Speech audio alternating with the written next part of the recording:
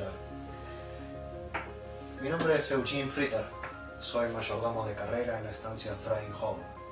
Los mandé a llamar porque quería hablar de una película que vi hace poco y que no pude evitar sobreanalizar dada mi situación de servidumbre y que últimamente no puedo dejar de sobreanalizar todo.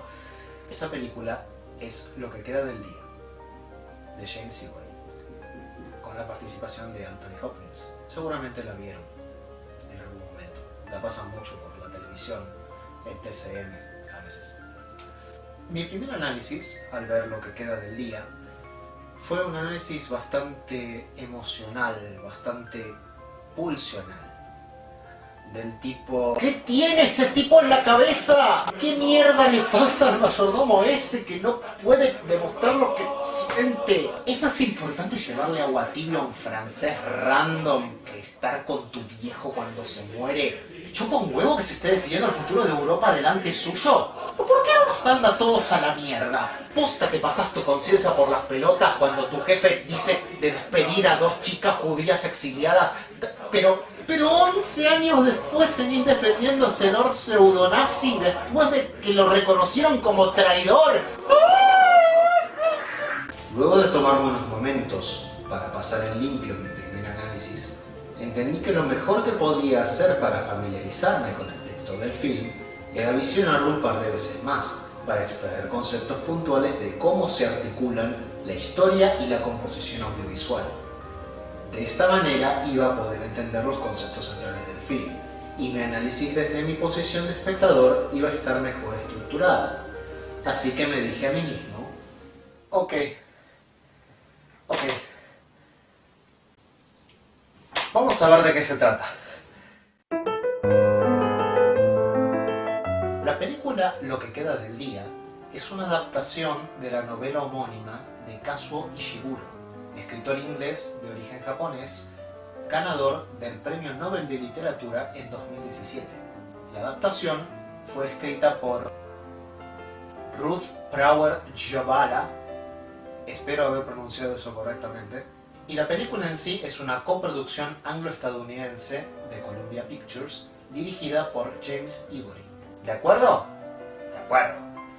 Y ya que estamos con Wikipedia, voy a citar el argumento principal directamente desde ahí.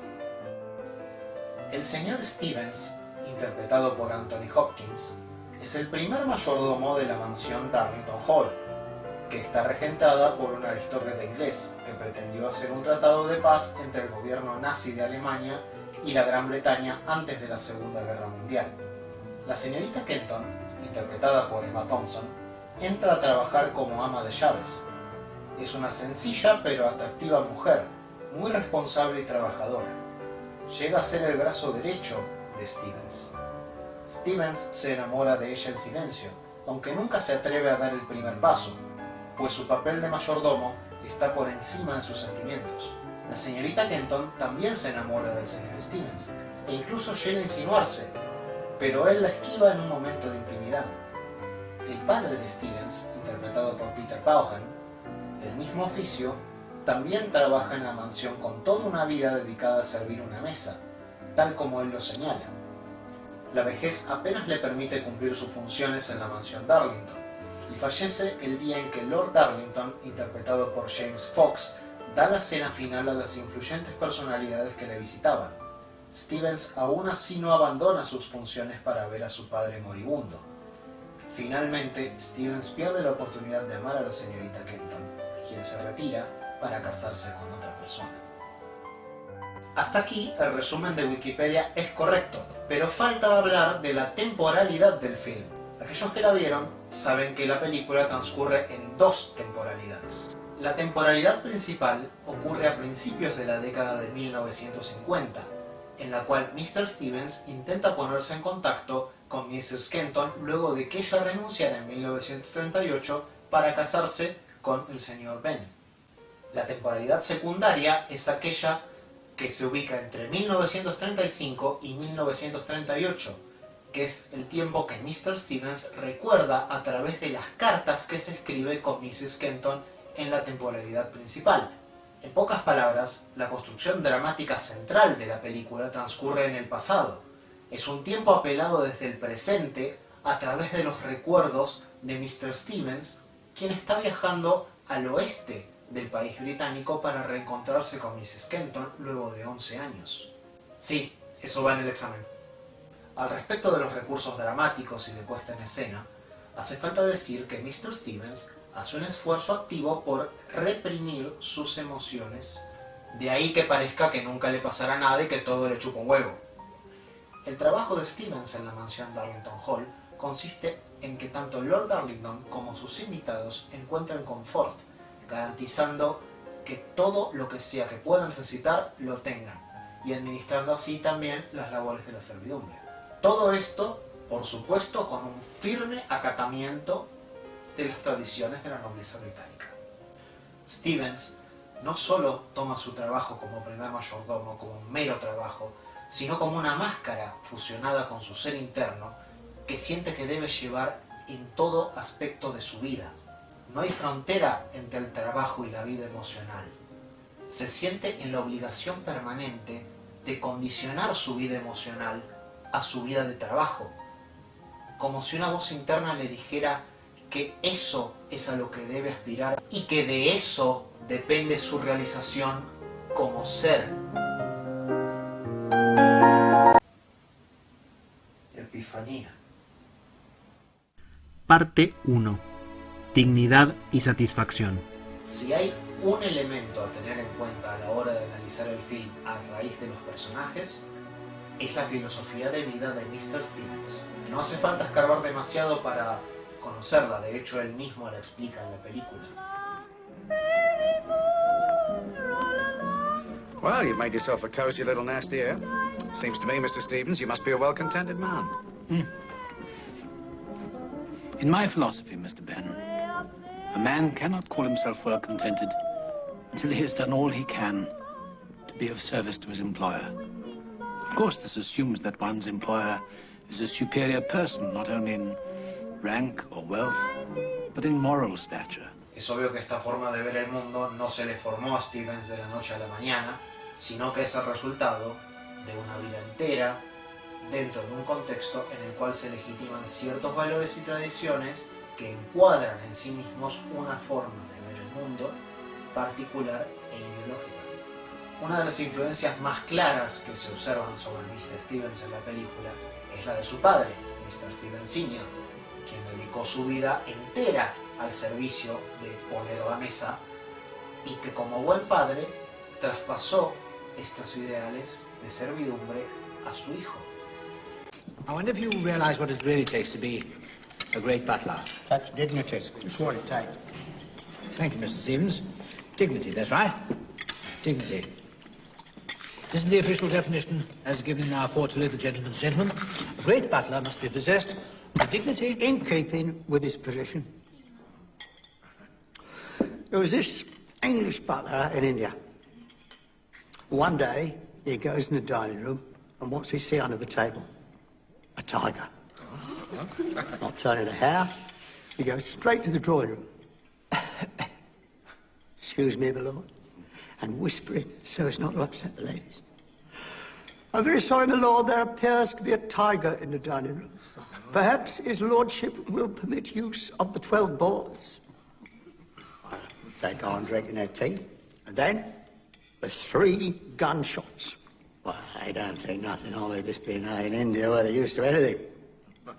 When the butler is back to refresh the teapots, he says, cool as a cucumber, dinner will be served at the usual time, my lord. And I'm pleased to say there will be no discernible traces left of the recent occurrence by that time. There will be no discernible traces of the recent occurrence by that time. Wonderful story, Mr. Stevens. Thank you, Mr. Stevens. Wonderful story. That's the ideal, Charles, that we should all aim for. Dignity. Para. ¿Eso es la dignidad? Yo creí que la dignidad era una calabaza al revés. ¿Tú sabes qué es y no contesta? Yo no sé qué es, Kirk.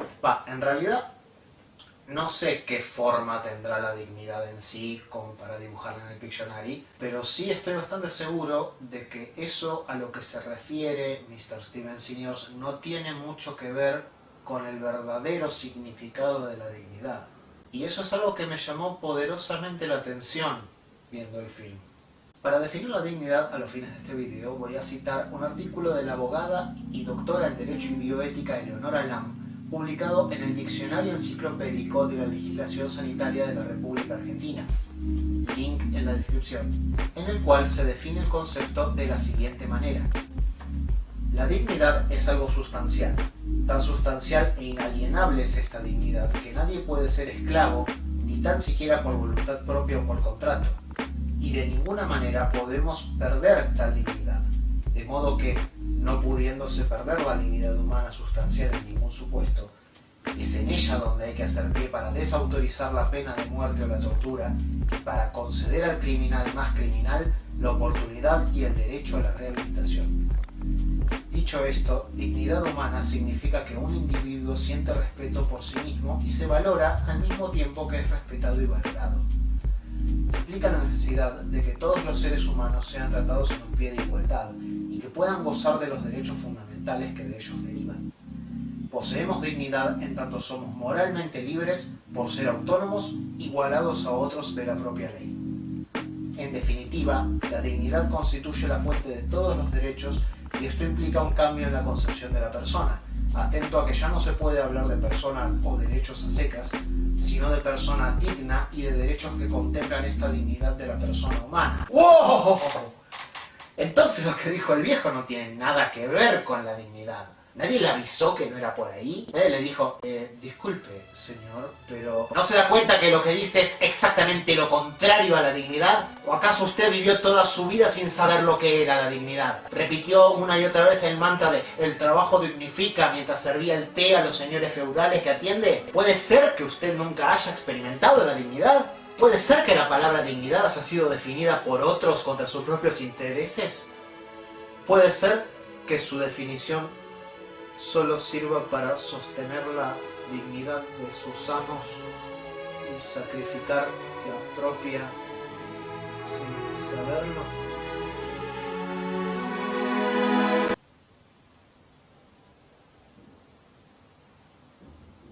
Parte 2. Deber ser.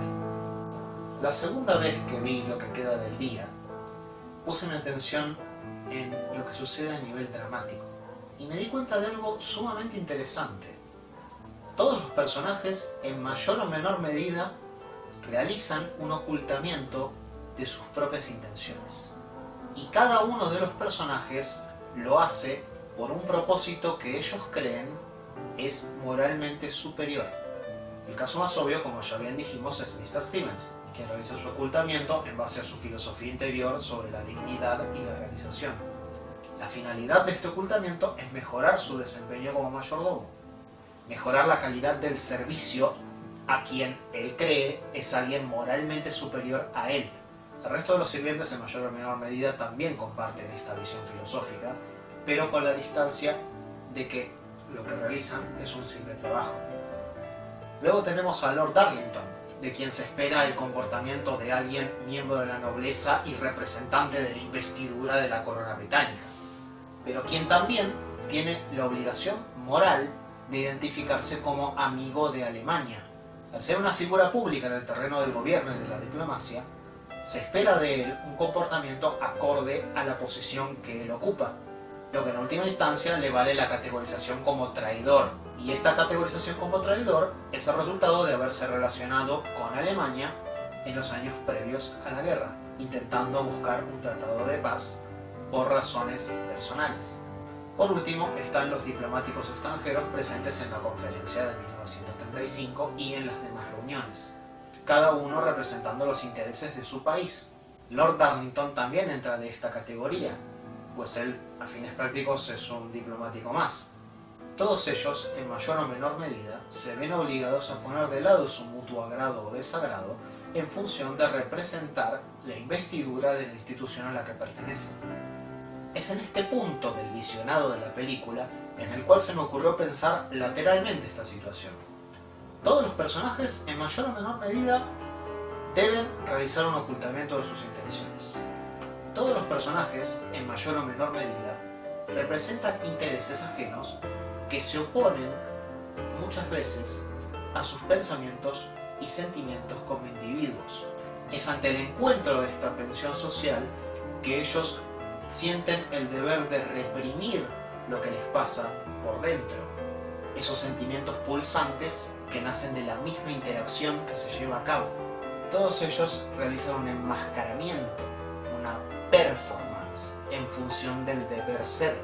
Se enmascaran porque la verdad de lo que sienten es moralmente inadecuada al rol que deben cumplir.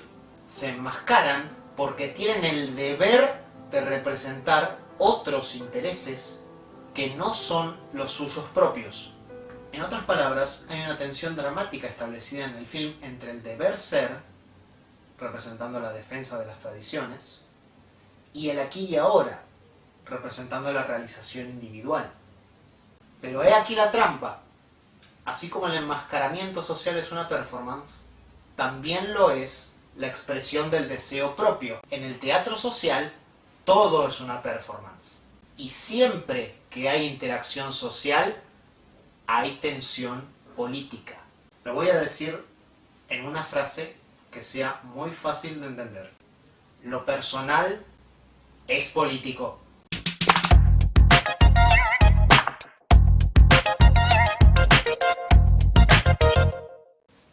Era así, ¿no? Pero banquen porque recién estamos empezando. Ya establecimos que en la película hay tensión entre el deber ser tradicional y el ser aquí y ahora nacido del libre albedrío. Una escena en la cual se puede ver claramente esta tensión es la escena en la cual la pareja de enamorados decide irse de Darlington Hall para probar suerte por su propia cuenta, pero Mrs. Kenton intenta convencer a la muchacha para que no renuncie. I'm wanting to give him my notice, Miss Kenton, please. Oh. Why? Charlie and me, we're getting married. Oh, Lizzie. Have you thought about this carefully? Yes, Miss Kenton, I have. You've been getting on very well here, and I think you have a fine career before you if you stick to it. Charlie and me's getting married. Charlie and I. Lizzie, I wish I knew what to say to you. See, I've seen this happen so many times before. A young girl rushing into marriage only to be disappointed in the end. And what about money? We don't have any. But who cares? You'll find it's not easy to live poor. Resulta obvio en el transcurso de la película que el descontento que tiene Mrs. Kenton en esta escena particular es una proyección de su propia tensión interna entre su deber ser y sus necesidades emocionales en el plano del aquí y ahora. Yes, Miss Kenton. Thank you.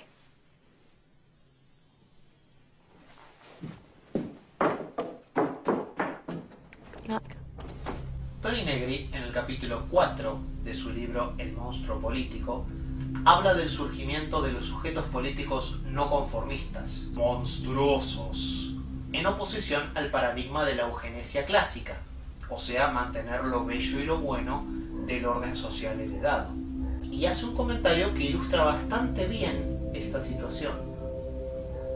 La existencia de clase no es espectral, sino precisamente monstruosa, o mejor, tal es su esencia, el lugar de inscripción de esta fuerza que rechaza el trabajo productivo del capital. De este modo, la subordinación de la fuerza trabajo al capital es revertida. La fuerza trabajo, el trabajo vivo, se presenta como potencia política, monstruosa, fin de toda homología y también de toda analogía, de todo nombre común y también de toda comunicación singular entre capital y trabajo vivo. ¿Se entiende cómo lo personal es político? ¿No? ¿Muy difícil? Ok, está bien, tenemos tiempo. Pero es interesante señalar que Toni Negri opone esta existencia de clase al paradigma de la eugenesia, entendida como que para que prevalezca lo bello y lo bueno en una sociedad, es necesario evitar que lo malo y lo feo se reproduzca. Y es interesante también porque me da el pie para empezar a hablar de lo que para mí es el elefante en la habitación.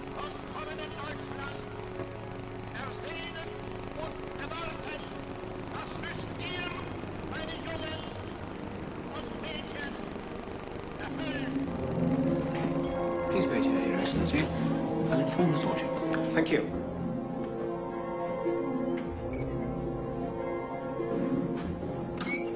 Schauen Sie dieses Gemälde von Henry MacNabbs, 16. Jahrhundert. Mit dem Hintergrund, das müsste der Gardasee sein. Dieses Bild, die Darstellung des Schlachtgetümmels, ausgezeichnet. Exzellenz. Und hier dieses, ist besonders schön. Schreiben Sie sich das später auf. Jawohl.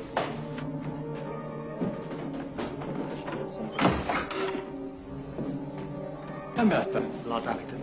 Mein Legationsrat, Herr Schmidt, Herr Heinrich.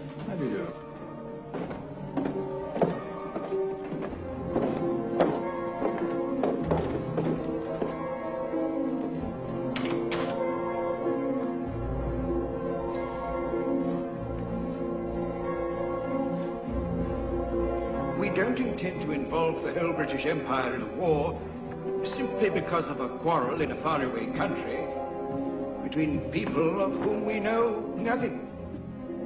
To my mind, the whole of Czechoslovakia is hardly worth the bones of a single one of our own young men. Unfortunately, we have a small, noisy and corrupt war group here who don't realize that you Germans are, after all, only marching into your own back garden. The Führer is a man of peace, to the depth of his soul. But he will not allow a small, second-rate country to thumb its nose at the 1,000-year German Reich.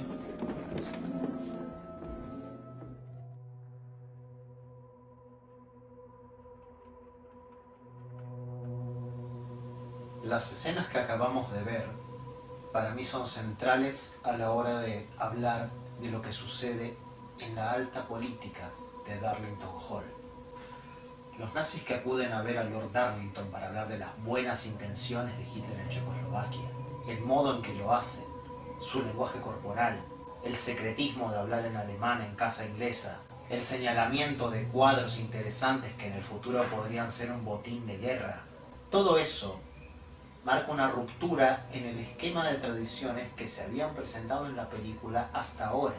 Los nazis se presentan como otra cosa, con un aire de superioridad que se distingue de Lord Darlington y de los ingleses. Están queriendo decir algo más, implícitamente.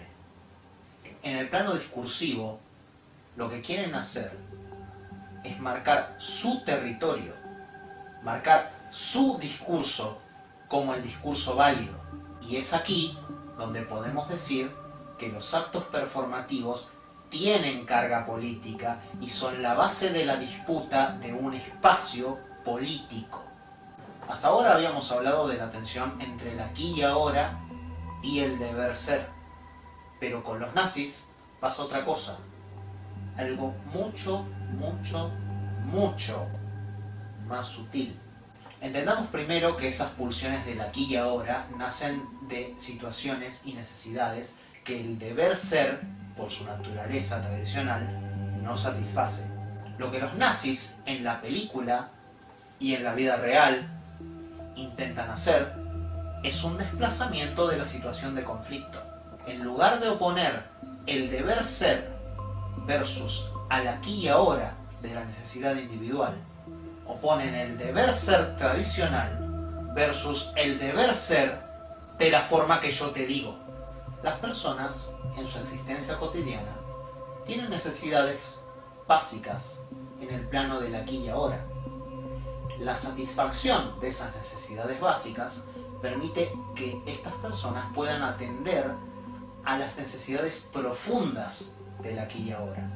Necesidades profundas, por ejemplo, pueden ser estar con la persona que me gusta, o cambiar de trabajo por otro que me haga más feliz, o empezar a cuestionar por qué el mundo está como está y qué podemos hacer para cambiar el status quo que nos condena a cada rato.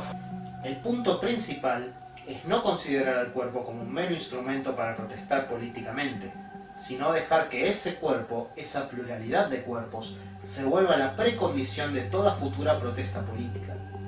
Y podríamos seguramente hacer una lista de estas demandas. Los cuerpos necesitan alimento, vivienda, protección contra daños y violencia, libertad de movimiento, de trabajo, de acceso a servicios de salud. Los cuerpos necesitan la asistencia de otros cuerpos para sobrevivir. Es importante, por supuesto, la edad que esos cuerpos tienen y si están en buenas condiciones físicas, ya que bajo cualquier forma de dependencia, los cuerpos requieren no solo de otra persona, sino de complejos sistemas sociales de asistencia humanos y técnicos. En el ámbito de la servidumbre, estas necesidades básicas se encuentran negadas, o, mejor dicho, utilizadas como elemento de coerción para el disciplinamiento. Pero si estas necesidades básicas son descuidadas en exceso, producen el efecto contrario: organización y resistencia.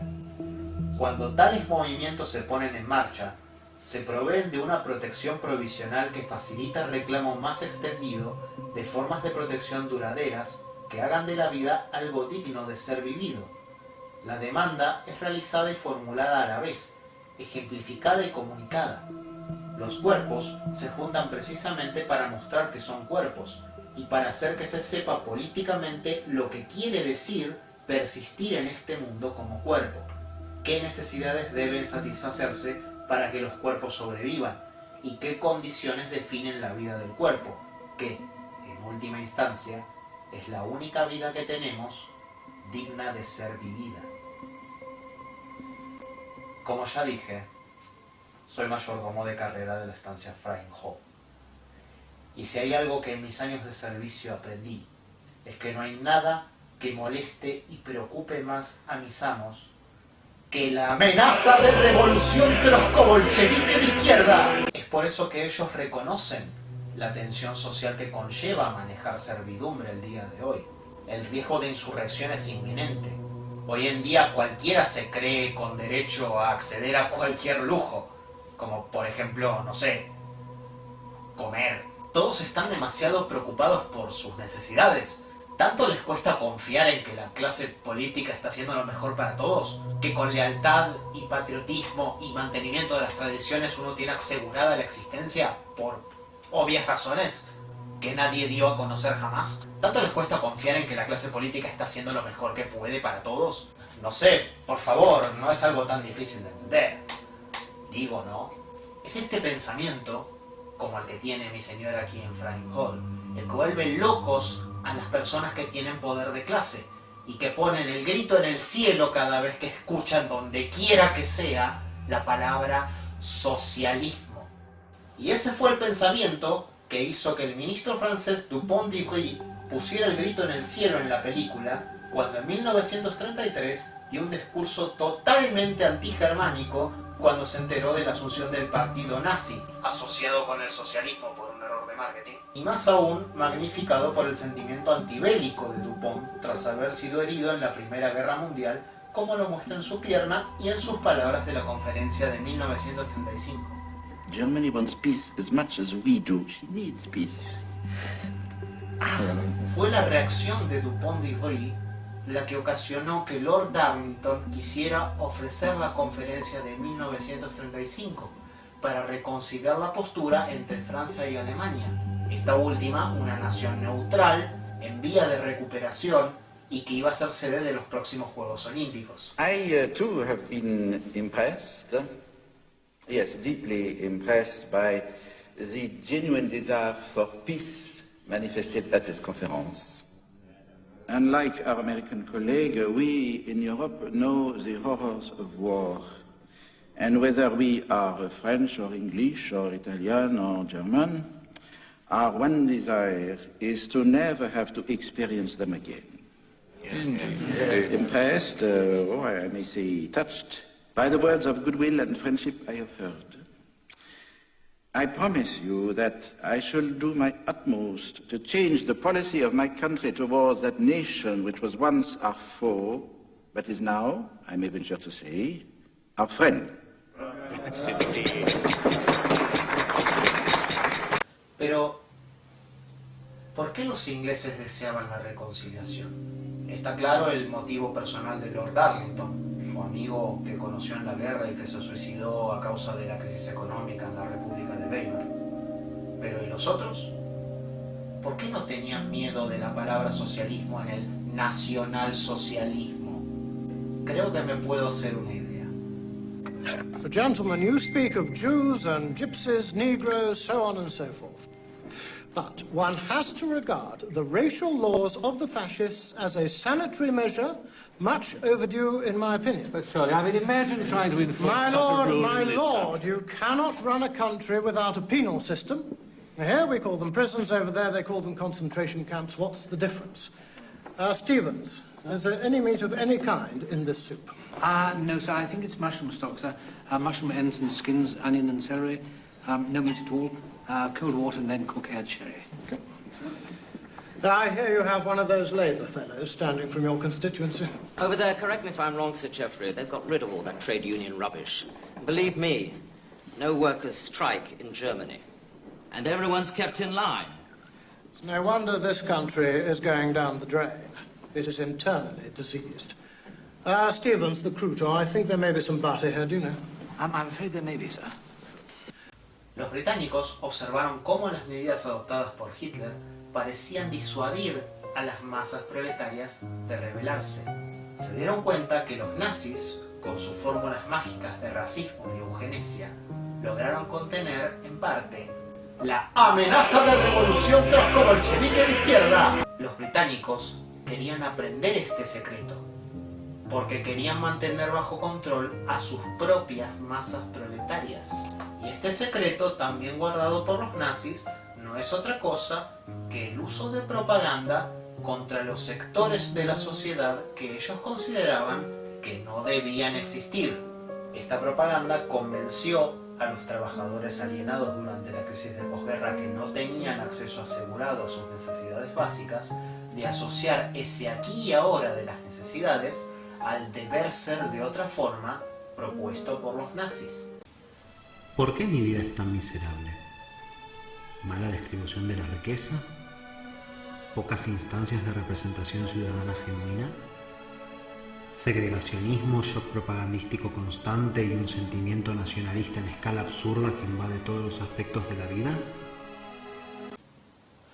No, probablemente sea culpa de los judíos y los homosexuales. Sí.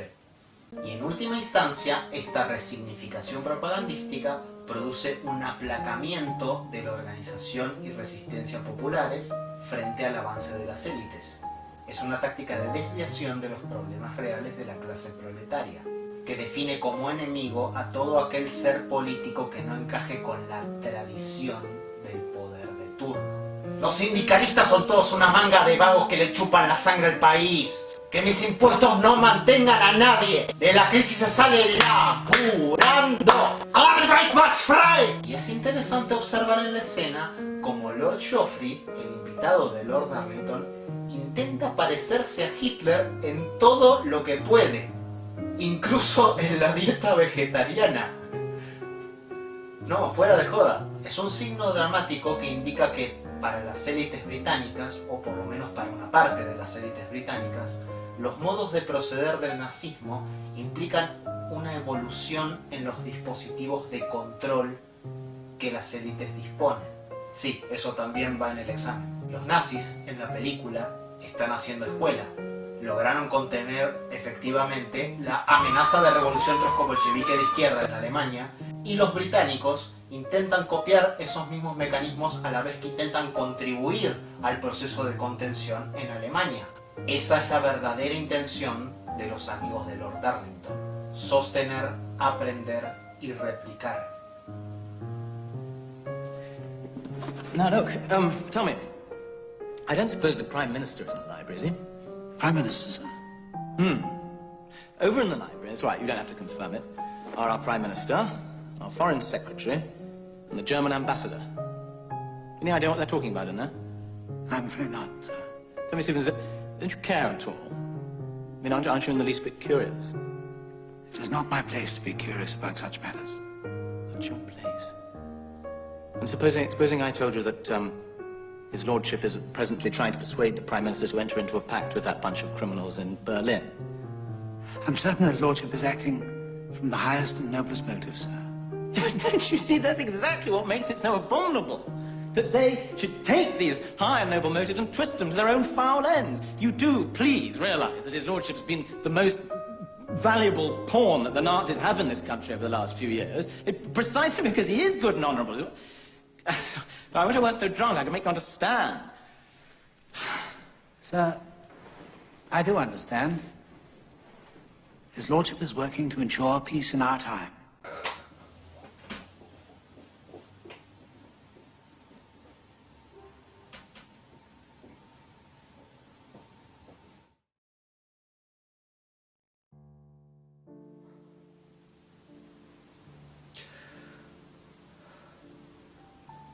En la escena que acabamos de ver se ilustra lo que estaba diciendo acerca de lo que sucede con los nazis en la alta política de Darlington Hall. Desgraciadamente, Mr. Stevens estaba demasiado alienado como para entender lo que Sir Cardinal le estaba diciendo. Y Sir Cardinal estaba demasiado borracho como para explicárselo bien. Pero yo no estoy tan alienado ni tan borracho, creo. Así que voy a intentar explicarlo de la mejor manera que pueda.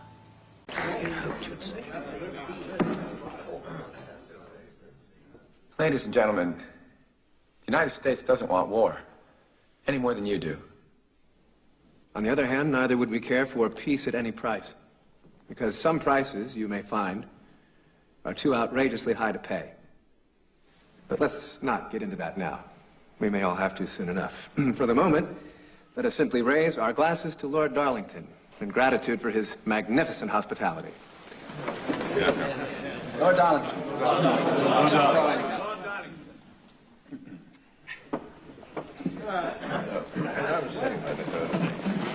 Lord Darlington. Lord Darlington is a classic English gentleman of the old school. Decent and honorable and well-meaning. So are all of you here, all decent and honorable and well-meaning gentlemen.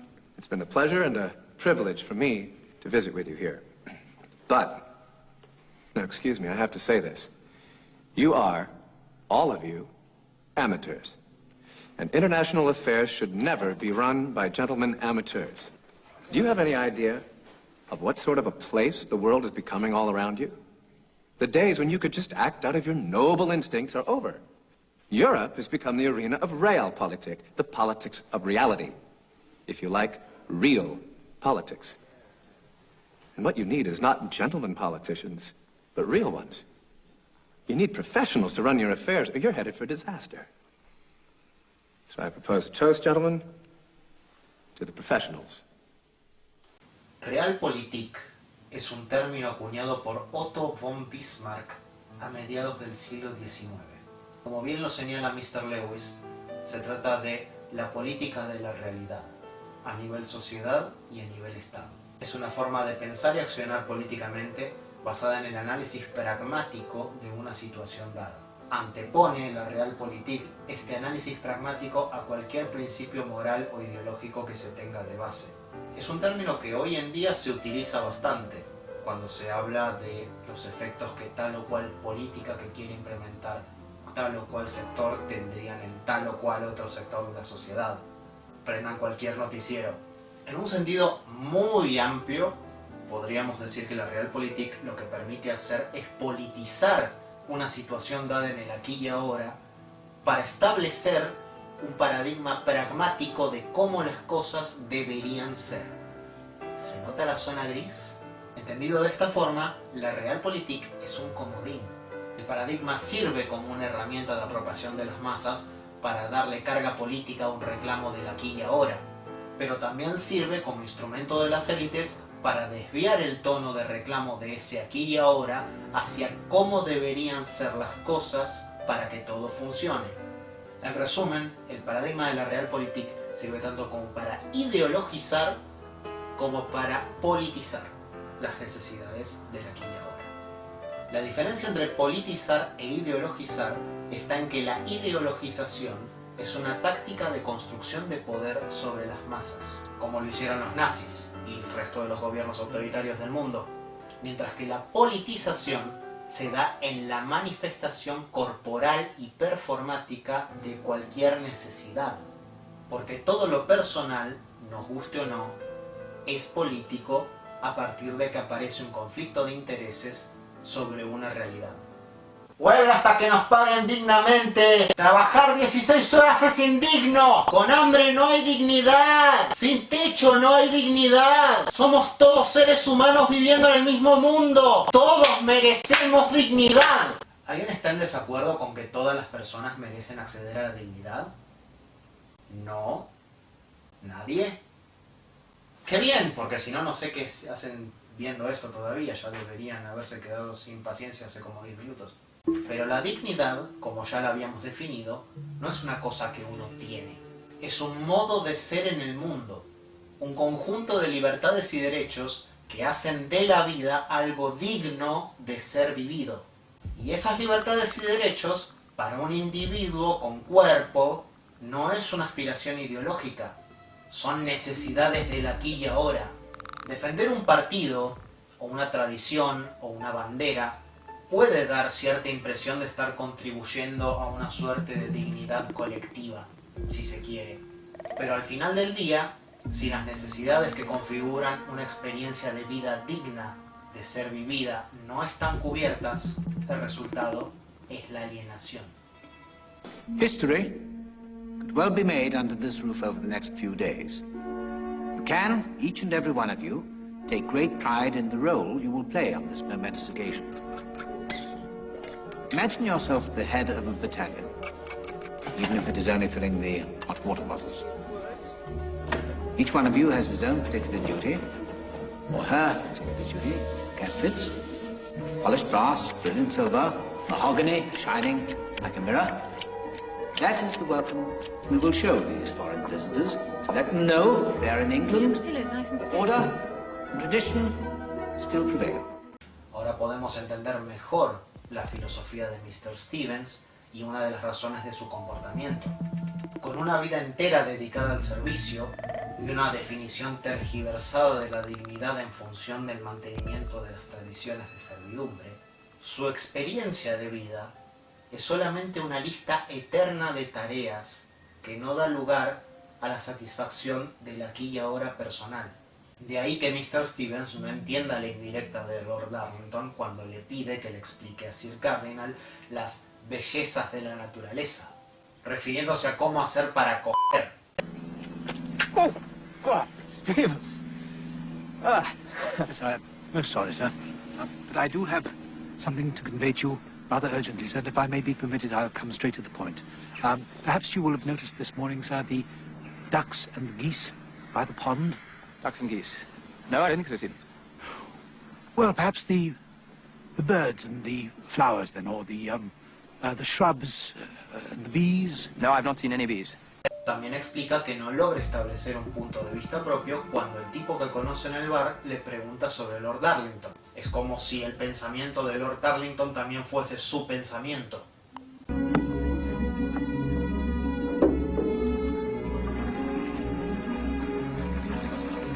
So I must confess that I failed to tell you the truth.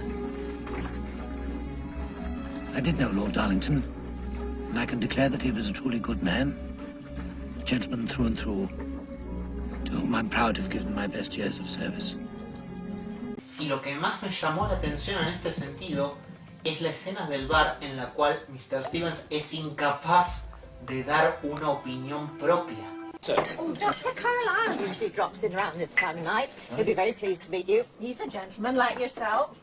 Yes. I don't know what you call a gentleman. Seems to me it's a name that every man in this country has a right to. There's Harry Smith now, sir, giving you an earful of his philosophy. It's one of the advantages and privileges of being born English that you can express your opinion freely. And vote in your member of parliament, or vote him out. That's what we fought in the Forum won. Have you had much to do with politics yourself, then, sir? Not directly as such, no, particularly in these days.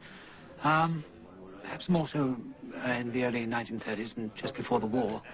My concern was more international affairs, or foreign policy, so to speak. Not that I ever held high office, mind you. No, any influence I exerted was in an unofficial capacity. No es que no quiere, no es solamente que pretenda disimular que estuvo asociado a un traidor, sino que realmente no puede. I'm sorry, sir. I'm unable to be of assistance in any of these matters. You see, gentlemen, our good man here is unable to assist us in these matters. And yet, we still go along with the notion that this nation's decisions be left in the hands of our good man here and a few millions like him. Y esto es doblemente interesante al final de la película.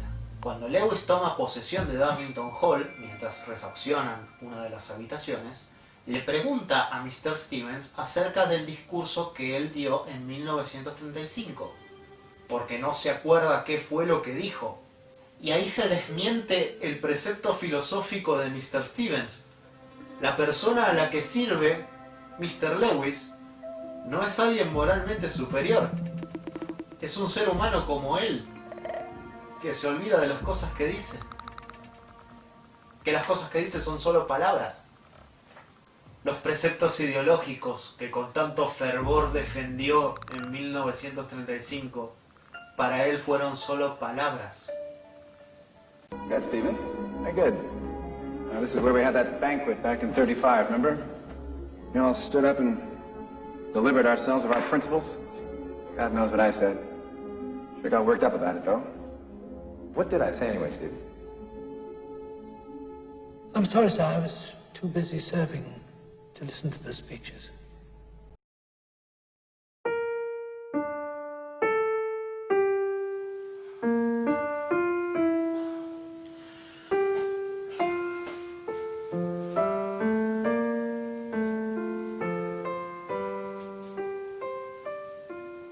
Este ensayo no pretendía hacerlo académico. Tampoco pretendía que sea solamente una review de la película. Lo único que pretendía hacer era decir cuál fue mi impresión como espectador de lo que vi. Hacer una lectura extensiva y completa de todo lo que me pasó por dentro al ver la película y cómo lo relacioné con cosas que tengo dando vuelta en la cabeza.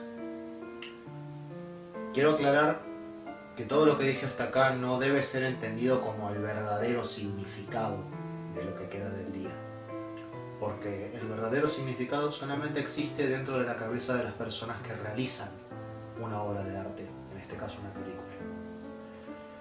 Piensen en lo que dije solamente como la lectura de alguien muy quemado. Y la audiencia tendrá que disculparme, soy estudiante de artes audiovisuales, estuve 8 meses encerrado, 2 de los cuales estuve en internación, 1 de los cuales estuve con ataques de ansiedad y pánico casi todos los días. Y nada, ya no sé ni qué pienso, necesito ordenar las cosas y el flujo de pensamiento es demasiado. Esto no es una llamada de ayuda, ya tengo ayuda, muchas gracias, pero hace falta aclararlo para que sepan cómo fue que pensé todas estas cosas que dije. ¿De acuerdo? De acuerdo. Es así que en mi hilo de pensamiento, que espero haber expuesto hasta acá con toda claridad, pude identificar 5 premisas principales en mi recepción del film, las cuales voy a pasar a explicar a continuación. A partir del comportamiento de Mr. Stevens, su filosofía de trabajo y su estado de alienación a raíz de su entorno, podemos identificar que su actitud de servidumbre se basa fundamentalmente en la represión constante de su libertad positiva, es decir, su libre albedrío. Pero a partir del comportamiento de Mrs. Kenton, por el contrario, vemos que ella sí desarrolla su libertad positiva. Busca actuar tomando el control de su vida y de sus actos, dando rienda suelta a su libre albedrío, como cuando expresó su opinión sobre el asunto de las muchachas judías, o cuando elige irse para casarse con Mr. Penn, o como cuando se le insinúa a Mr. Stevens. What's in that book? Come on, let me see.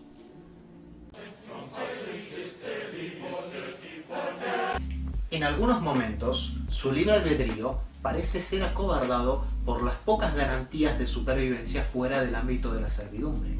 La principal ocasión en la que esto ocurre es cuando da marcha atrás en su decisión de abandonar su trabajo a raíz del problema de las muchachas judías.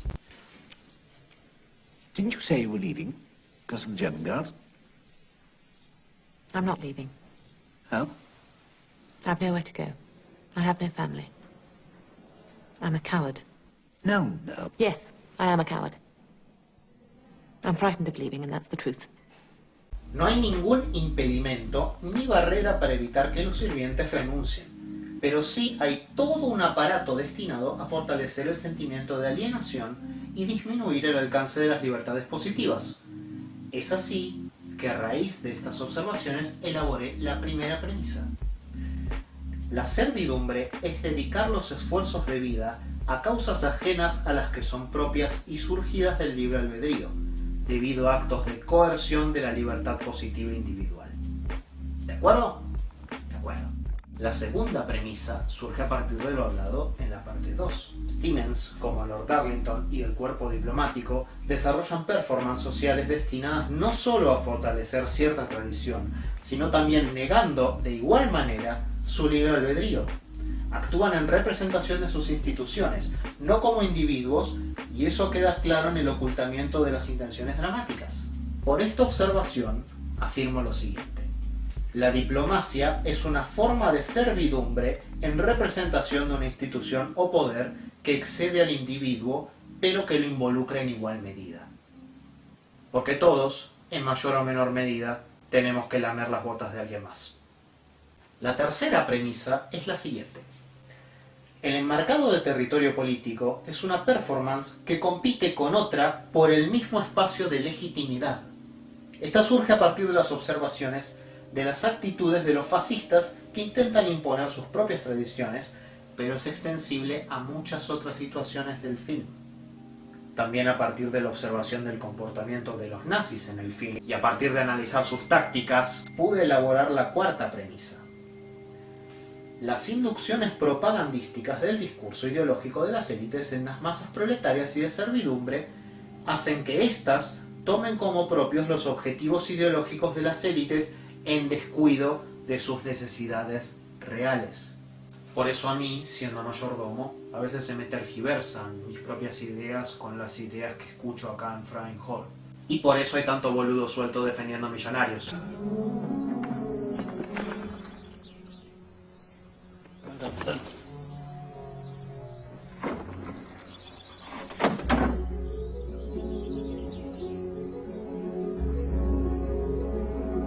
La quinta premisa es la más picante, porque surge a partir del análisis del comportamiento de Lord Darlington y todas aquellas personas a las cuales la servidumbre atiende. La libertad positiva plena solo es posible en condiciones de bienestar virtualmente irrevocables, es decir, con seguridad de acceso a las necesidades reales de la vida y del cuerpo. Y esta libertad plena, en la configuración de la sociedad actual, es solo accesible para las élites. Así es, mis niñes, guardé lo mejor para el final y lamento tener que ser yo quien se los diga.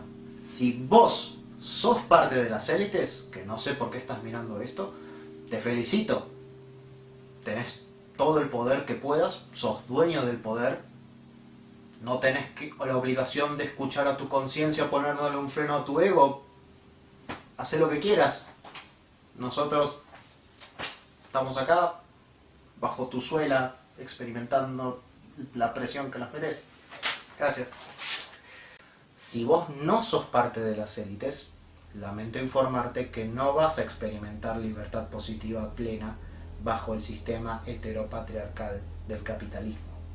En mayor o menor medida vas a tener que censurar tu libre albedrío y adaptarte a cierta performance que te permita la supervivencia dentro del sistema. O vas a tener que luchar con tu propia performance contra un sistema diseñado milimétricamente para excluirte y dejarte morir. En resumen, aceptar lo que te dicen hacer los señores con plata o 0 de 10, pésimo sistema, espero que reviente pronto, #dignidad. Mr. Stevens, viendo que la única mujer a la que amó hizo su vida sin él, decide volver a las limitaciones de la servidumbre, a su propia alienación, a su espacio seguro y de confort, en el cual hizo su vida y nunca tuvo que cuestionarse mucho las cosas. La única vida que conoció y, según su filosofía, la vida que alguien como él debe tener en pos de realizarse. Pero no todo está perdido. Mrs. Kenton hizo su vida. Encuentra consuelo en el ocaso de sus años, sabiendo que va a tener una nieta. ¿Qué mejor ejemplo para resumir lo que las necesidades reales de la vida comprenden? La necesidad de una abuela de estar con su nieta, la necesidad de pasar tiempo con la familia y apreciarse mutuamente, la necesidad de experimentar esas pequeñas cosas que hacen de la vida algo digno de ser vivido. Es en esa sutileza donde para mí está la belleza del film. Los placeres de la vida como acto de autocuidado son un acto de resistencia activa y política al deber ser. Creo que hoy me voy a tomar el día.